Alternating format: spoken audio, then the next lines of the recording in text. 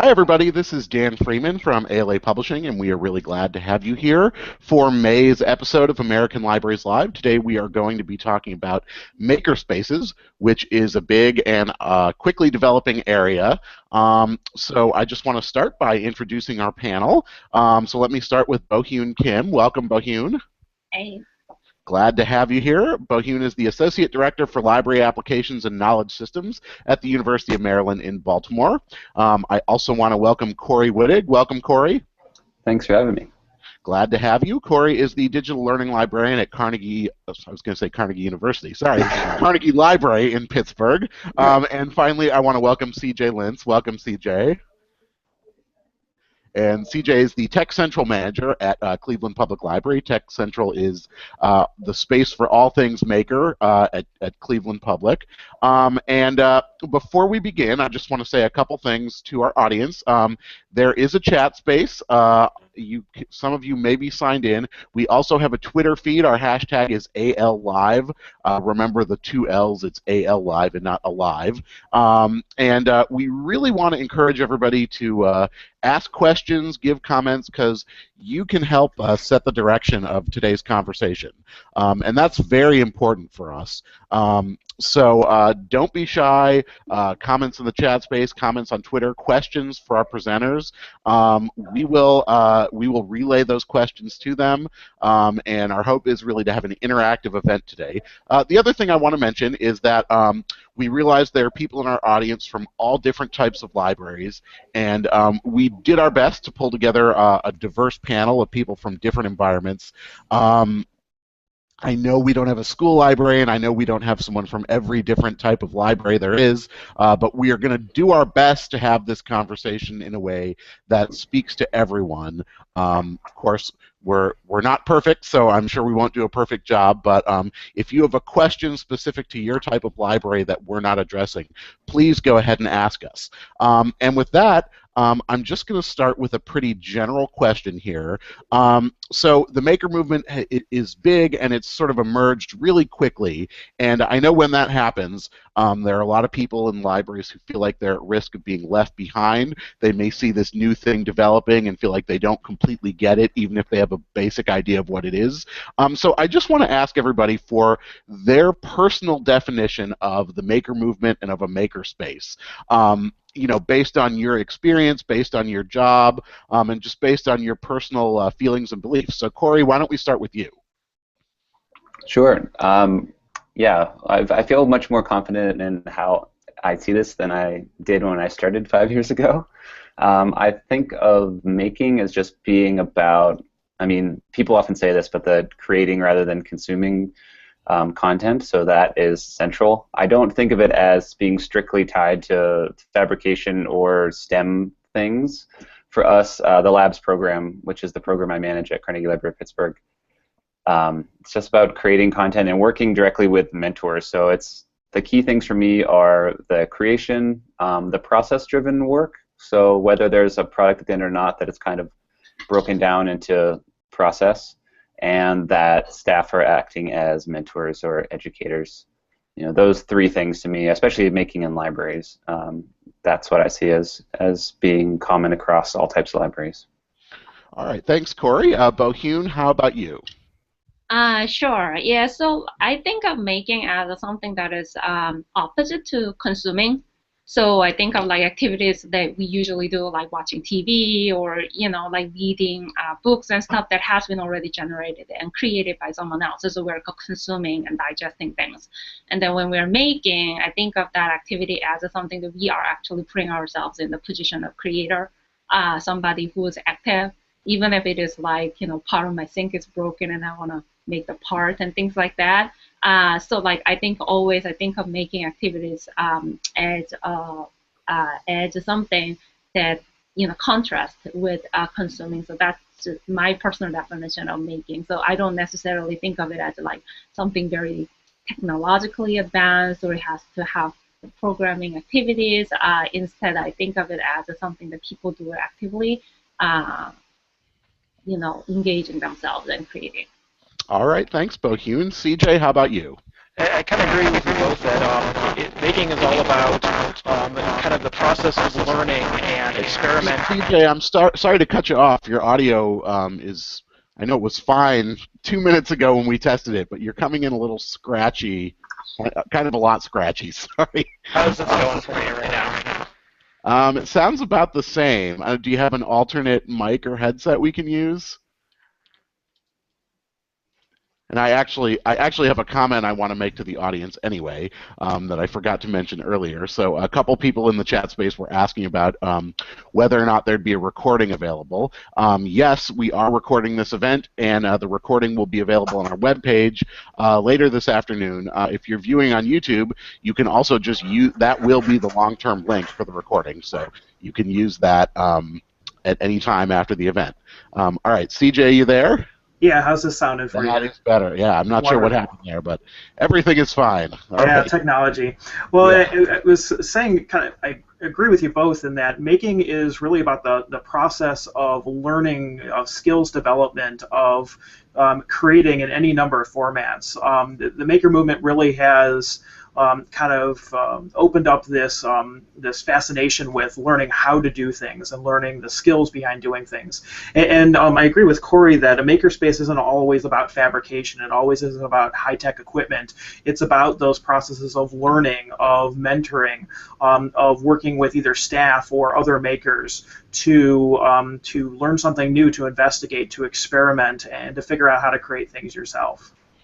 All right. Well, those are great, great definitions, I hope, for our audience. I hope that helps point you in the right direction for those of you who are new.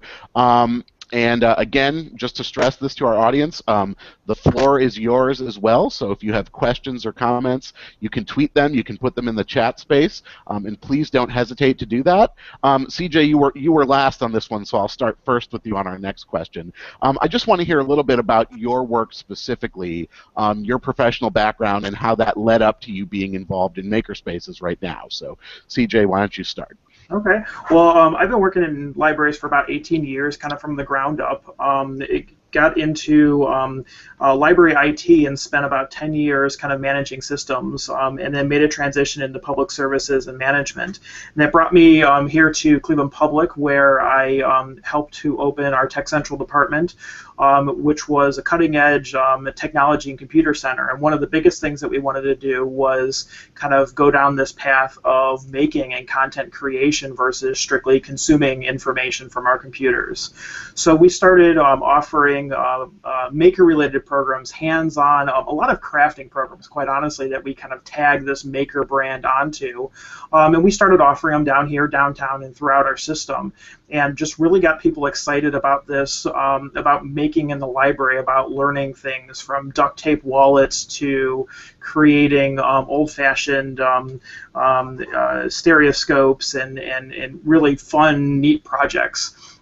And then we opened our makerspace about 2 years ago in 2014, and our makerspace is very fabrication heavy. We have laser engravers and 3D printers, vinyl printers and cutters, and that's kind of a dedicated space down here at Main Library, but we continue to take the programming, to take the maker and the crafting and low-tech and high-tech programming throughout all 27 of our branches.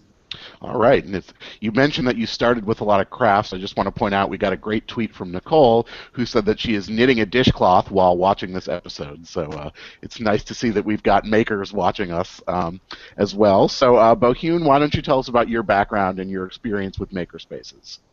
Sure, yeah. So I worked at a small library before I moved here, and my current library, which is much bigger library. So I was like doing various IT things and web resources and all that stuff pretty much by myself, but I did not have a chance to work at a makerspace before. In my previous library where I worked, it probably would not have been possible to have a funding like that, and there were a lot of like restrictions due to various, environmental differences.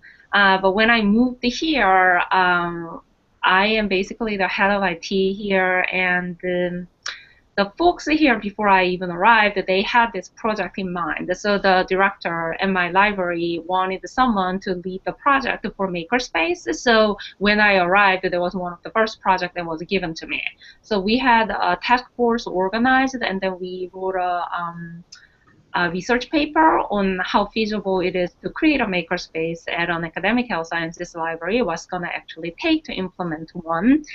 So that took about 3 months or so for us to write, and then we presented, and then we sold the idea.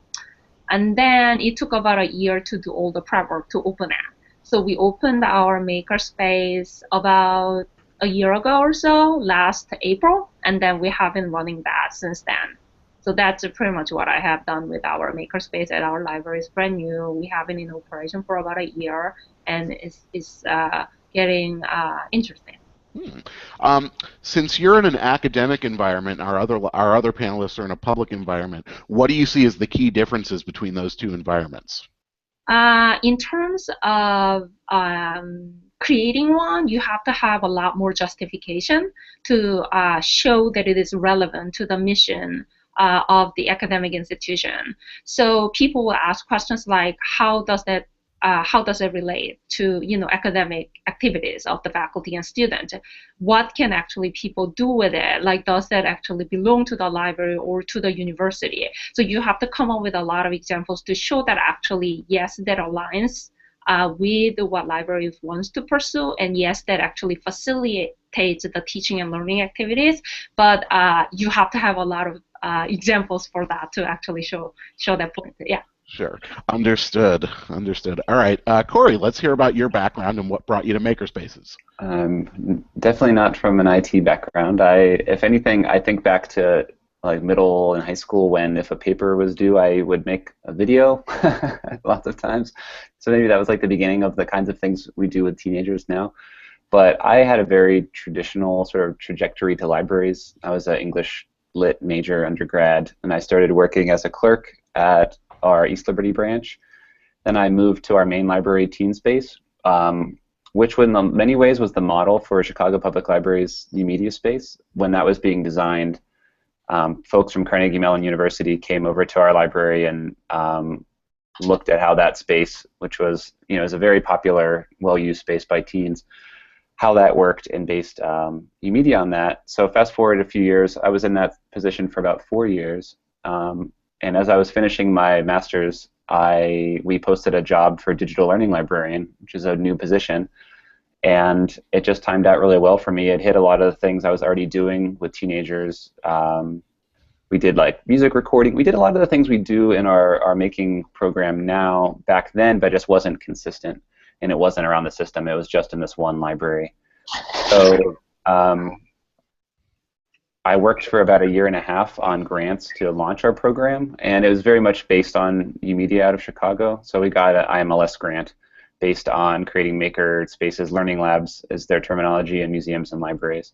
So I just hit 5 years in this position, and it was very much like following the UMedia model and integrating it really into existing library services. So it's not a separate makerspace per se. It's integrating making into teen services. And now we're getting to the point where we're starting to move that to tweens and younger kids and for adults as well. Just little inroads into that so far. But as best we can, we're just trying to integrate it into the spaces that already exist. All right. So we've got a bunch of audience questions, so I want to start getting to those. The first question, Bohun, I want to let you get the first answer since you've been stuck in the middle to this point. So somebody asked, did the public, and in your case, Bohun, I think that would mean your university community, did the public have a say in the development of your makerspace, or was it completely directed by the library? It was completely directed by the library, but I think that was just because we are located in Baltimore. So I don't know, many people know, but Baltimore is really active in the maker scene. So we actually have a lot of local maker spaces as well as other academic maker spaces in the area. So when we even have a biohacker space here. So we are in a town in which maker movement is very popular and there are a lot of local makers. So it was really helpful for us when we were doing the task force work, because we actually visited a lot of local makerspaces to see how they are doing and what their activities are and what are the niche for us to develop things. So when we developed the makerspace, we knew that there was already makerspace community in the neighborhood, and we knew that we are not going to be the only one or the major one where people are going to heavily rely on us. We knew that we were going to serve mostly people on our academic community, and we knew that the people on the campus were still not familiar with it, so we wanted us to be more like a promoter of the maker movement and activities rather than be the hub that actually reaches out to the public. That having been said, however, once we had a makerspace in our spaces, it is used for various outreach activities that actually connect us with the public. So for example, we have children sometimes coming in for STEM education who are working with our faculty members. We have a lot of university staff who bring their kids to the space to show what it's like to use a 3D printer. So there's a connection, but in our case, it was mostly driven by the library. Understood. CJ, let's move over to you. What was the public a major player in the development of the makerspace in Cleveland? When we first started doing our Maker Lab programming, they definitely were. We started doing a few of them that the staff had ideas for, and then the public started saying, "Hey, can you teach us how to knit?" Or, "Hey, can you teach us?" Or, "We're interested in sketchbook drawing." And so we started adding those. When we opened up our fabrication makerspace, as Boheen had said, we were really lucky to have many makerspaces in the greater Cleveland area. We were situated between two absolutely fantastic fab labs at Case Western, Reserve University, and Lorain County Community College. We were hearing a lot of our users were going to those spaces, but what we were also hearing is that they were going to those spaces, but they focused mostly on access and the education aspects. How do I learn how to use this software and these hardware wasn't quite there, because that's really wasn't what their focus was on.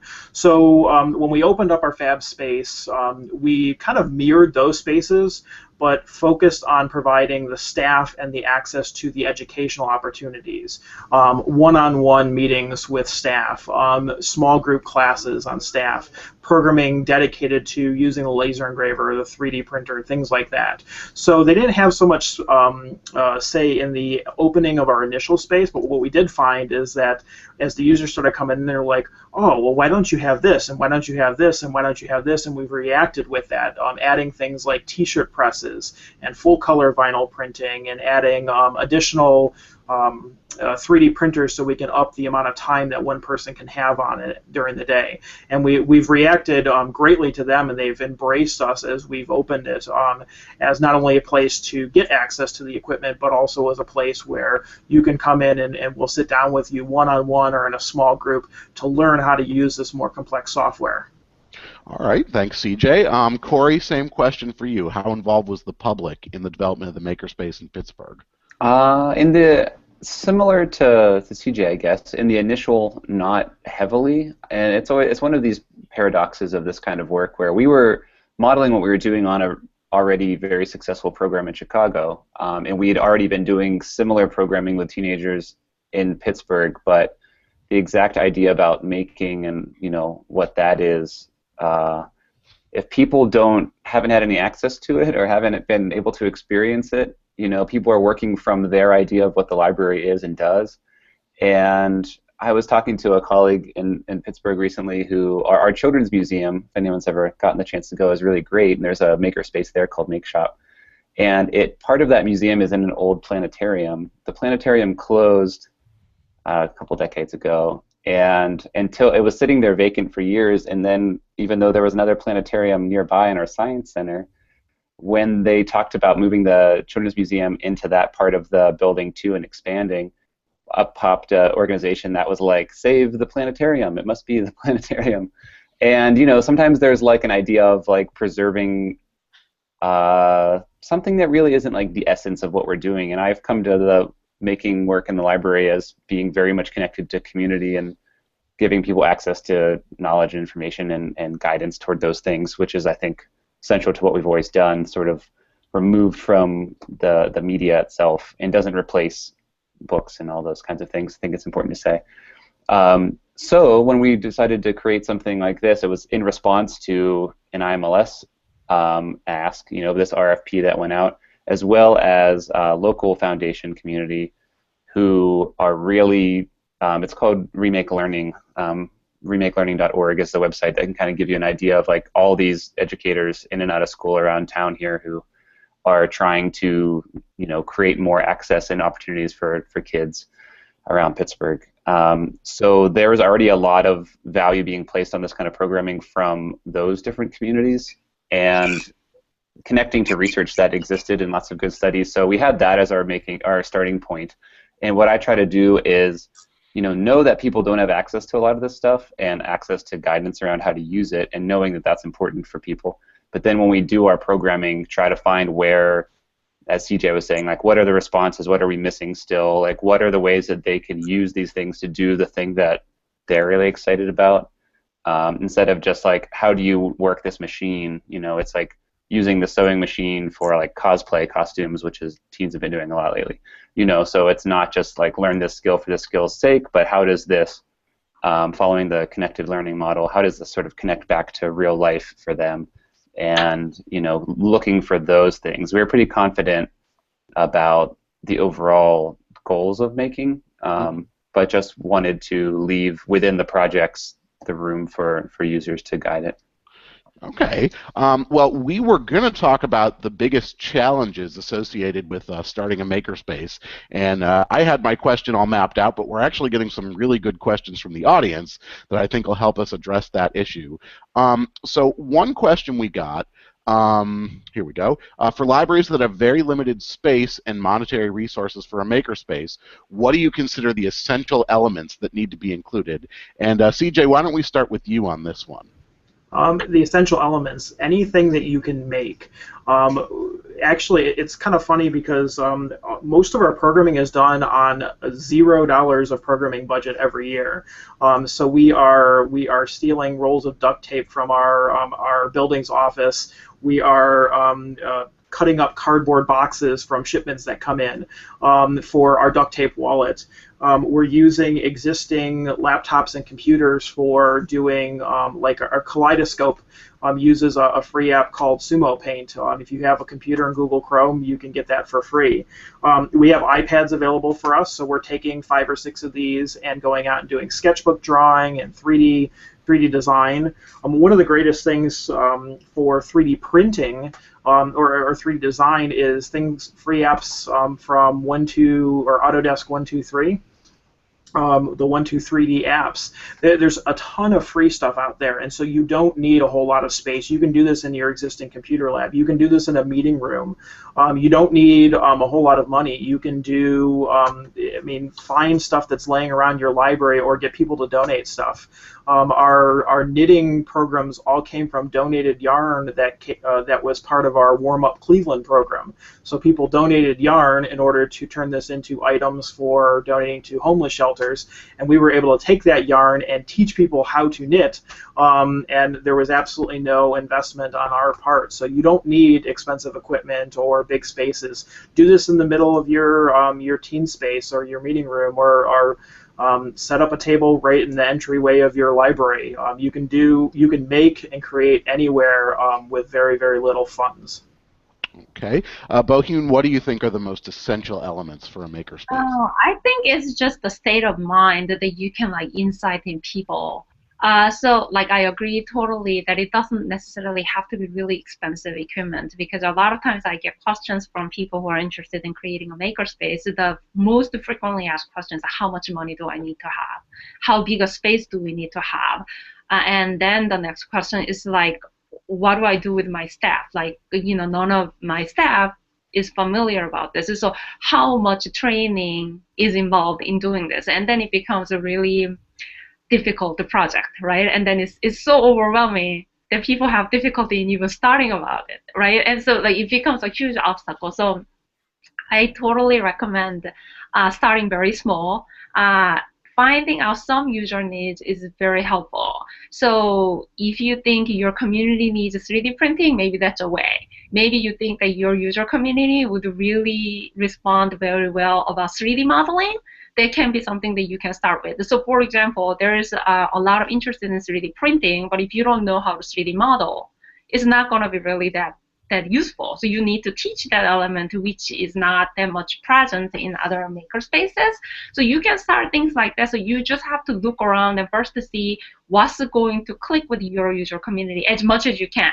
Because once you start offering services, you will have much better idea, because then you're going to get people and then you're going to hear from them. But once until then, you have to kind of like come up with some ideas.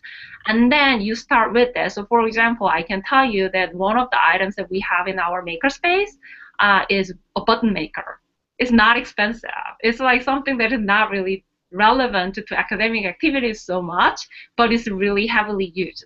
And it's sort of like a making, activity. So I would think that the central element is just like, look at what your users would respond to, what type of maker activities, and then invest in that. And then see if what is an inexpensive way to introduce it, and then scale it from there. You don't necessarily go all at the full strength on the opening day. You can start small and then see how it goes, and then you adjust a little bit. Right.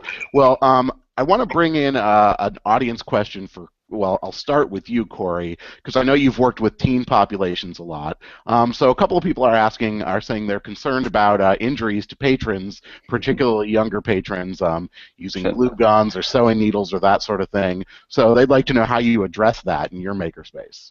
I mean, I shouldn't giggle at that, but I think it's a concern, but I think that's why mentorship is so important to making, and staff being involved. Because if you just set out a soldering iron and said like, hey, try it out, experiment, like something bad is probably going to happen with a lot of these things. But if it's guided, it's really about the relationship with that staff. I think especially with youth, I think in an academic setting, perhaps people are coming in either with a charge from an instructor or an idea of a project they want to do, and they might still need help learning how to do things. I'm sure that's very common, but maybe there's a little bit more agency coming in as far as what they're going to use the space for. But with youth, especially during this transition period where making is becoming more a part of the library, I think people come in and they're just thinking of the library as a safe place, as somewhere they're allowed to be, these kinds of things. So it's crucial to build that relationship with the staff mentor, and I'm really keen on thinking of it as a mentor role before they'll necessarily even try different things. So that goes along with guiding them on how to properly use the equipment as well. We've been experimenting with badging the last couple of years, and we have sort of an introductory badge that shows not only that you've been attending programming, but that you are respecting staff, your peers, and the equipment. So like you'll get that and then open up access to all the other ones that even have like checkout privileges for cameras and things like that. But you first have to show that you're being responsible with the stuff.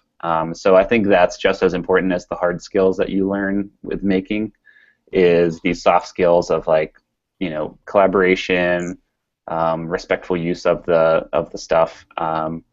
And maybe it's not the first thing you want to jump out there with is soldering or sewing, but I mean, sewing's pretty low risk. You got to be careful, but certainly some places some of these things are just going to be a no-go because of insurance, and that, I guess that is what it is. But I would say when you can, as long as it's really staff heavy, staff led, then you'll probably be all right, and I know there's like, I can't undo time where we like worry about liability and things so much, but like, I mean, every once in a while somebody like, pokes themselves with a needle or something like that, but I don't know, it's not the end of the world. And I think there's like a lesson in that too, not that I'm trying to like create those situations, but the main thing is having mentors lead that. All right. Well, we're getting some good questions about marketing and about how you understand your community's needs. So, Bohun, why don't we start with you? How do you market the makerspace? And when you were building it, how did you understand, or at least attempt to understand, the needs of your community? Sure, yeah, that was a really difficult part. So it was easy to like get information from various like media sources and articles and stuff like that to find out what is happening in terms of the maker movement related to health sciences, because that's our field, right? If you are an engineering library, obviously it will be a little different. If you are like art library, it will be a little different, but there will be something that is related to your subject areas. But it was much harder to find out what would be the interest of our local people, so our own faculty, our own students, what would they want. So we went through some of the like survey responses, and then we also organized the stakeholder committee, sort of, so that they can give us some kind of feedback and guidance. So we requested, we kind of like handpicked some people who we knew would be potentially interested in making, right? From like scrub pharmacies, scrub medicines, scrub dentistry. We also went out and see if there were any 3D printers or anything like that in action who would be interested. And then we had a group of people and we presented our plan, and we also heard from what is currently happening that can be relevant to a makerspace if we have one. So that was a method that we used in order to gather some information about what is going on currently in our community and what we can do if we actually create one, and how it would fit in with what is happening on the campus, and how we can facilitate that and develop it further. All right. Well, that's a great answer. CJ, let's ask you the same question. How do you assess the community's needs, and how do you market? I'll start off with marketing first. We actually have not done a huge amount of kind of bombarding of marketing our makerspace. We've done a little bit here and there, but most of our marketing, we've actually found it's most powerful by bringing people in, by going places or by setting up opportunities for people to come in and realize what they can make. So when we market it, we don't market, hey, we have a laser engraver and a 3D printer and a vinyl cutter. We market by, hey, come in and design a photo frame for a friend or a family member. Come in and 3D print a house that you've designed or something like that. We really market the uses of the makerspace and not the equipment that are in there. Kind of determining the needs of our community, we talk a lot with our especially our regular users that come in. Our staff tend to be dedicated kind of on a month-to-month basis, and so they're spending a lot of time, each staff member is spending a lot of time in that space talking with our patrons, finding out what they need, what they can't do, what their challenges and what their successes are, and we take those successes and try to kind of turn them into stories that we can in turn use to remarket our space. Hey, this is something that was done in our space. Of course, we have to get their permission and things like that, but it's just really on the ground talking with our users. But we also try to take out some of our programming out into the community. So outside of our own space, we'll take demonstrations and some of our hands-on programmings to community events and say, hey, this is available at the library, or you can accomplish this at the library, and start talking to people at those events as well and find out, hey, what are the challenges for you to get down here, or what are the challenges for you to make this, or what do you want to make that maybe you have no place to make. A lot of communication, a lot of talking with people, and a lot of community involvement. All right, Corey, same question to you. How do you market? And I know your makerspace, probably like CJ's, is made for a bunch of different populations. So we had a couple specific questions. How do you market to teens? How do you market to adults? So maybe you can speak to that. Yeah, we're a little slow on the marketing and the start too, because so we have 19 locations, and there are 5 where we do the program each week, and the rest of the libraries we visit on at least a quarterly basis, with a focus on working with staff to get them comfortable with the making projects that we do. So always been a little sensitive to be saying, like shouting from the rooftops, like we do this, when still the majority of the libraries don't have it in like a really concentrated way. But we're definitely putting the word out more and more. Part of it is through that local group, the Remake Learning community, where there's just some great marketing pieces they put out. They published a really nice guide called the Remake Learning, they call it guidebook. I'll have to put a link in this chat space or something. But if you go to remakelearning.org, you will find that. We already put the link in the chat space, so don't worry. That's cool. All right, so there's neat stuff there where they just, profiled a lot of the library, the museums, like how these things are happening in school, out of school. And we're lucky to have that kind of organization around town. But we just do a ton of outreach, too, is the main thing. As far as what we offer, the main thing I go back to is just thinking that what we do with making is very similar to our print collection. So we want to have opportunities for all different types of needs or interests, and it reflects the print collection in that way. And the way that the print collection at a particular neighborhood location is going to reflect the reading habits or interests of people there, which is really reliant on the staff at that library knowing that. We also rely on the staff at these different libraries to sort of keep tabs on the teens who are coming in and the kind of stuff that they're into. So we just started a plan to spread the lab's equipment to all of the libraries over time, and the general idea there is to say there's sort of like a base kit, which we were talking about, and I totally wanted to co-sign that. You could start with popsicle sticks and cardboard, and it's really just those guided activities and ways you engage with it that's the most important, not to mention a lot of free online tools. But we have a base kit that, with some funding, is like an iMac or some of these camera, some of these things that you can use for many different purposes. But then there's sort of elective stuff that people could ask for too. So there's a couple libraries where they're really wanting to do music recording, so we can get them the music stuff, but they might not be interested, at least at this time, in doing the sewing or things like that. We've created a lot of different programming kits too that can be requested from my office centrally and sent out to different branches so they can try things out. So, but the outreach is a huge part of marketing. We go to school lunchrooms and do a bunch of outreach, which is sort of feels more true to what the library feels like, more than doing an in-class visit. We've been starting to go to the local juvenile detention center and do outreach there as well, and so community festivals and wherever we can get out and spread the word about what our programming is key. But as far as like how we decide what to do, it often comes up from staff or directly from the users. Well, it sounds like we've got a lot of different varieties of marketing. Go ahead, Bohemian. Sorry. Can I add one thing? I just want to mention that at academic libraries, the promotion can be a little different. So if you are at an academic library, you want to reach out to individual schools because you're going to have different schools. So it's very good to team up with liaison librarians that kind of like specialize in each school and kind of work with them together to sort of like tackle each schools. I found it very helpful to actually have a list of potential activities or projects that can be done.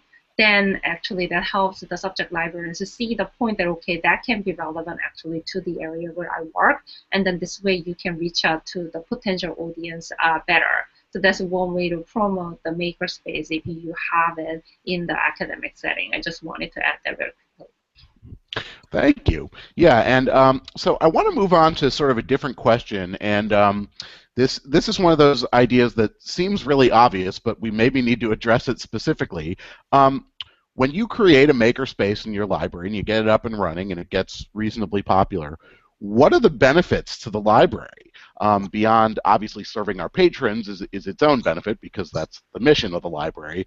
But what other tangible benefits can the library reap from a makerspace? And CJ, why don't we start with you there?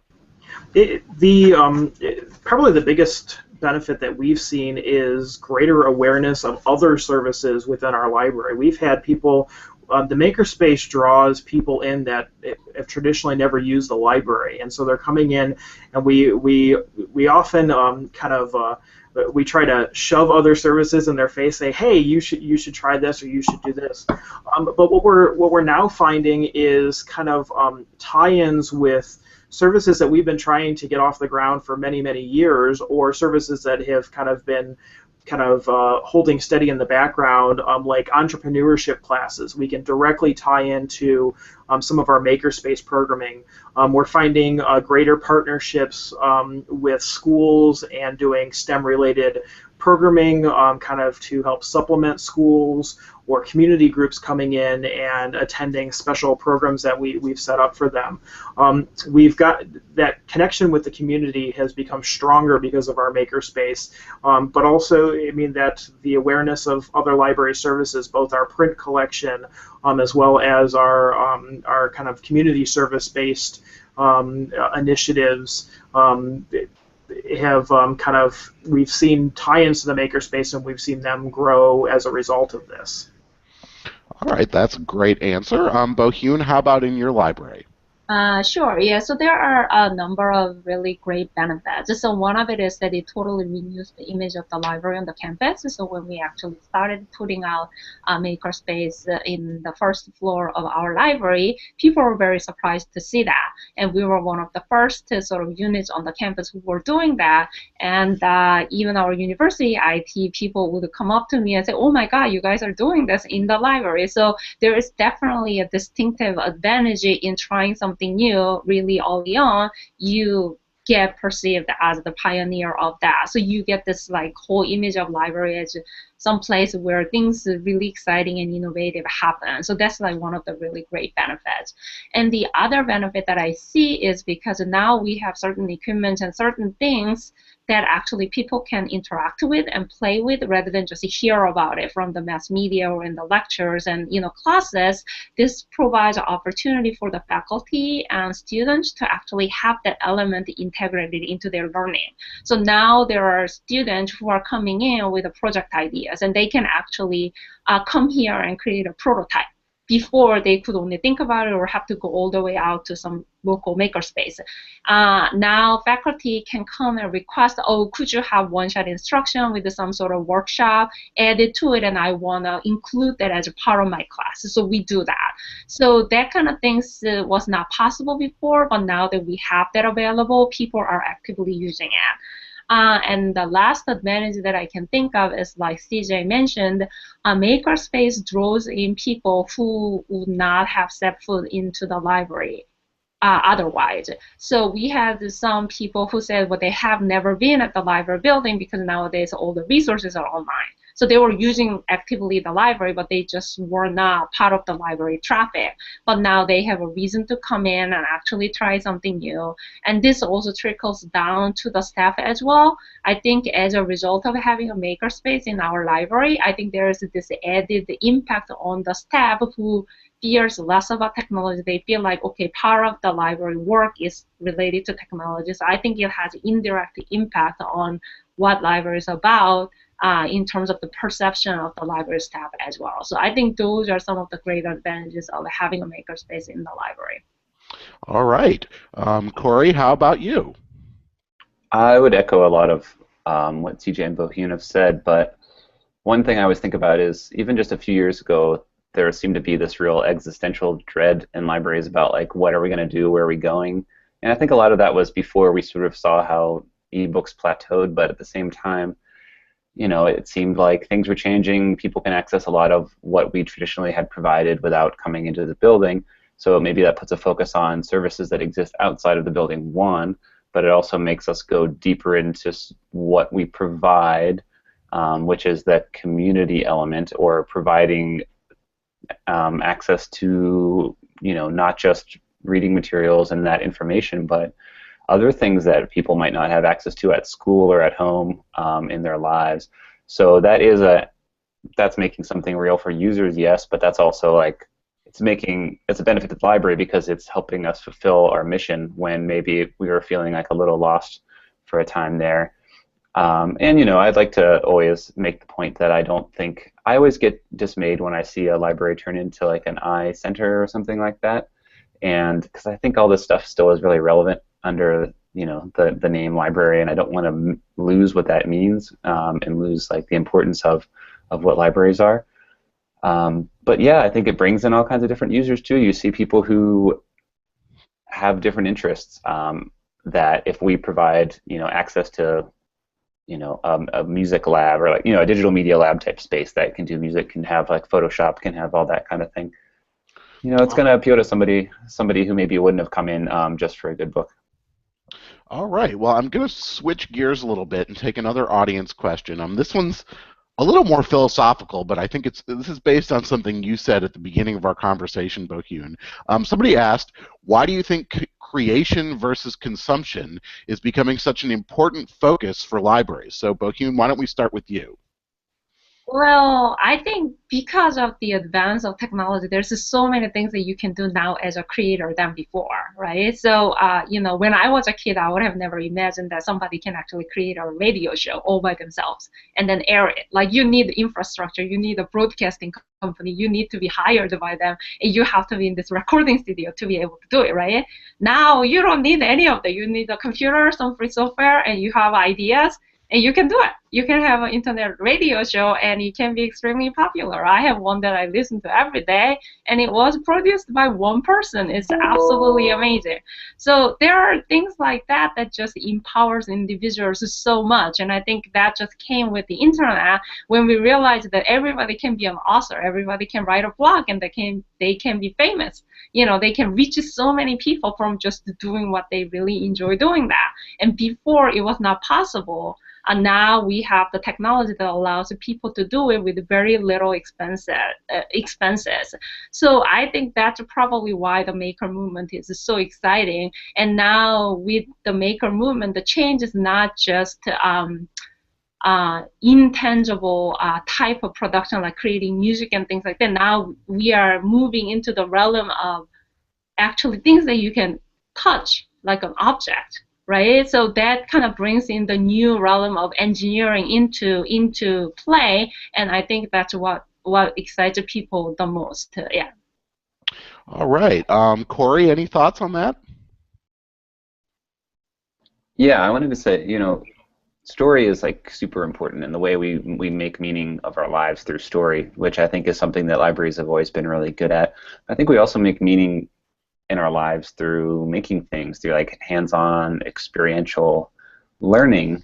So for me, like, in a time when like consumption is maybe at an all-time high as far as like how we take in information, which I don't think is certainly not an all bad thing. Like there's just tons of that stuff that I'm listening to podcasts all the time. I'm listening, using different streaming services, all these things that are very standard and very valuable to me. But there's another like itch to scratch as far as what we learn and how we make meaning in our lives, and I think that's trying to do things. Like there's like this, there are different types of activity. I don't think that necessarily consumption is always passive. Like there's something happening there too, but this creation process is sort of putting those things to use. So if we think about like when people say that writers who aren't big readers, can't be very good writers, I think it's a similar thing. Like, there's inputs and outputs, and making is an output. Absolutely. CJ, your thoughts? A couple different things. I think that, a decade or two ago, libraries were in the business of providing information. We could use our resources to purchase information or make information available, and we've kind of, we're very small in that sea of information nowadays.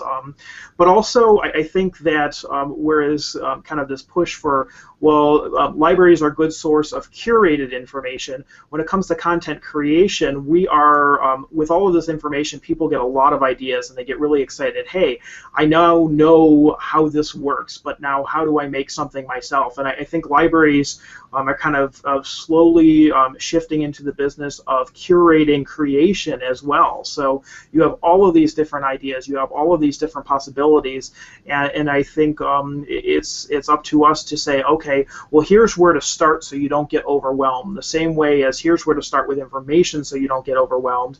Here's how you start creating something. Here's how you get involved with 3D printing. If you just want to throw something on a 3D printer, you're not going to learn much. But if you want to learn about 3D printing, you need to learn how to design something. And where is a great place to start to design something? How do you use what technologies do you need? How do you learn how to navigate that software? So I think libraries are kind of, it's a new kind of a shift in our focus.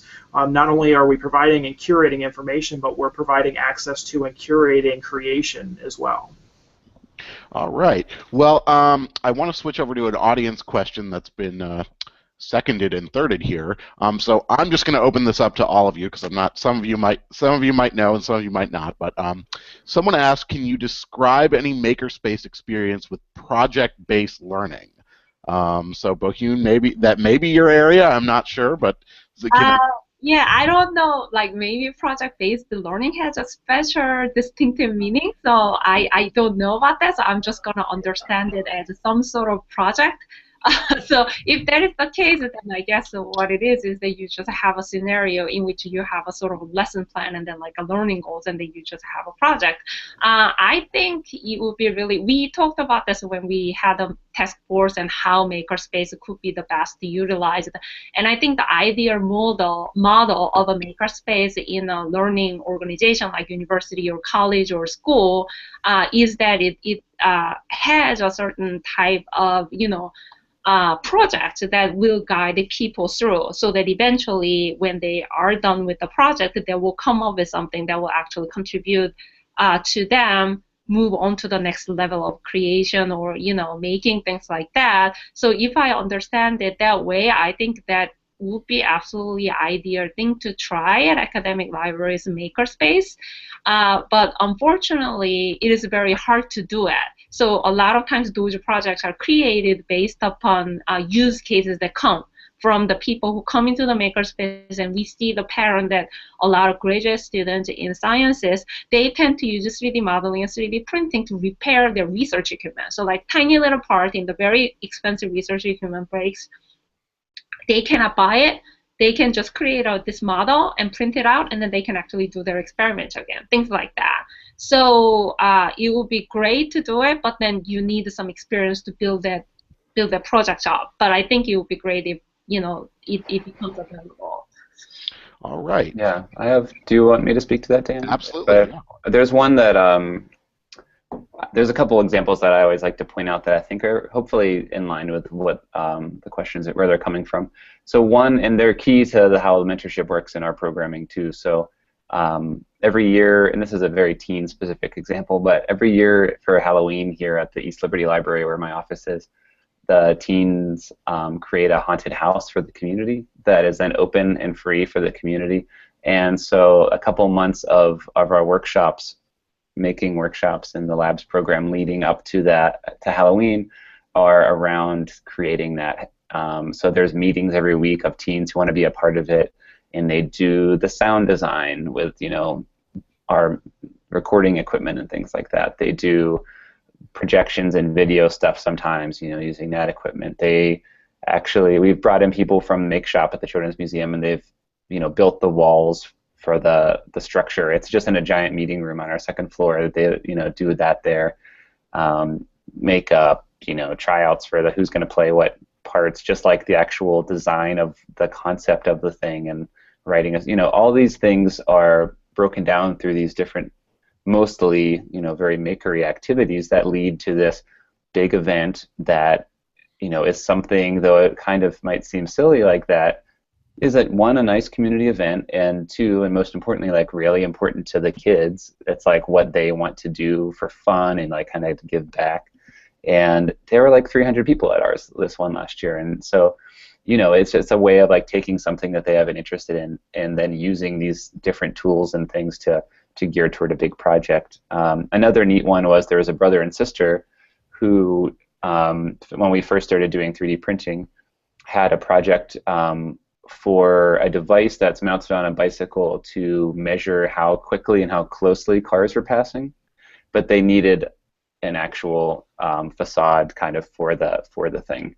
So they came in and worked at our Job and Career Education Center with my colleague Wes Roberts, and designed and prototyped like this case for this thing that they then took to our Show Your Work program, which is a lot like a Shark Tank kind of thing, and got guidance on marketing it. So it was like something that the project came from outside, but they were able to make it happen through our making programs. All right, thanks, Corey.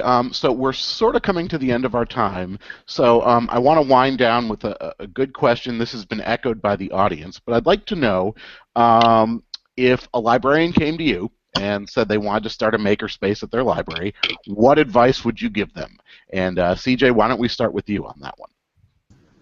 First, look at your resources. I mean, if you're dealing with very small library or very few resources, there are ways to go about creating a makerspace. If you're dealing with a nice healthy budget and a lot of space, you can kind of start to grow a little bit more. One of the things that we did, even though we had a pretty healthy budget, is we started with free programming just to kind of test the waters to see how people are responding to the space. And I would encourage purchasing something small. For us, it was a very inexpensive 3D printer, and that kind of devolved into duct tape wallets and creating camera obscuras and stereoscopes out of free materials.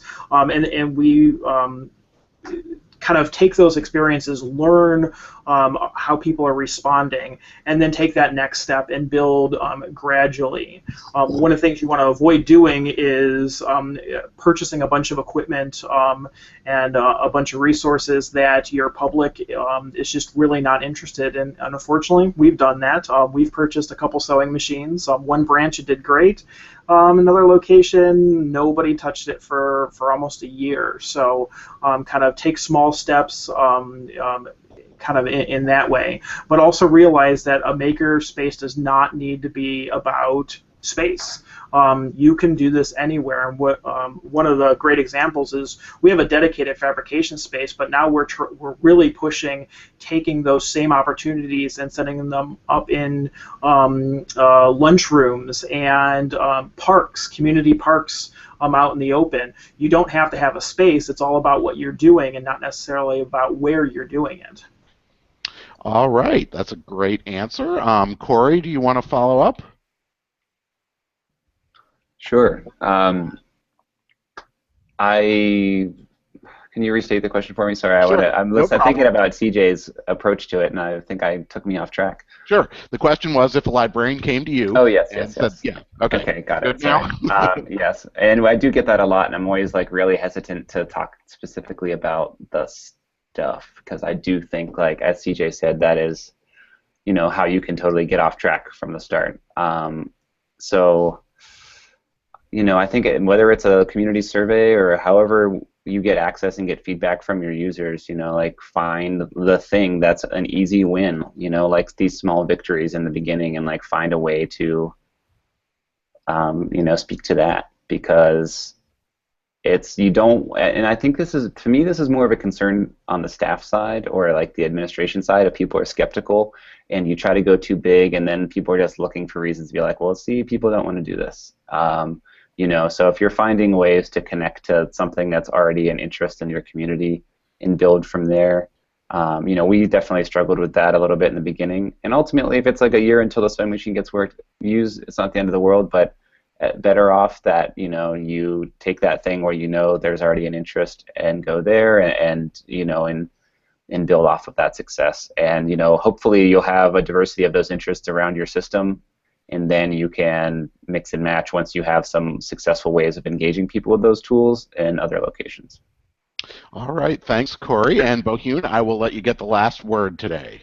Sure. I would say that more than anything like space or equipment, the most important thing at a successful makerspace is community. So you really need to have a great people who are interested in, and you need to build those people. So building that community is really hard, and it's the most important thing. So I agree with CJ and Corey that like the equipment itself is not that important. Like even space you can sacrifice, but you really need to focus on what people want to do and how you're going to support that activities. I think that is really the most important thing. And then I want to emphasize again the importance of thinking flexibly and like not too worried about having it perfect. or like big from the beginning. So you always just start small, see how it goes. Don't be closed-minded, like we have to have a 3D printer. We have to have this is a kind of idea for our makerspace. If that doesn't happen, then we failed. That's not how it works. So have it like kind of open-minded. Let's try out a little bit and then see how it goes. So think of it as an experiment.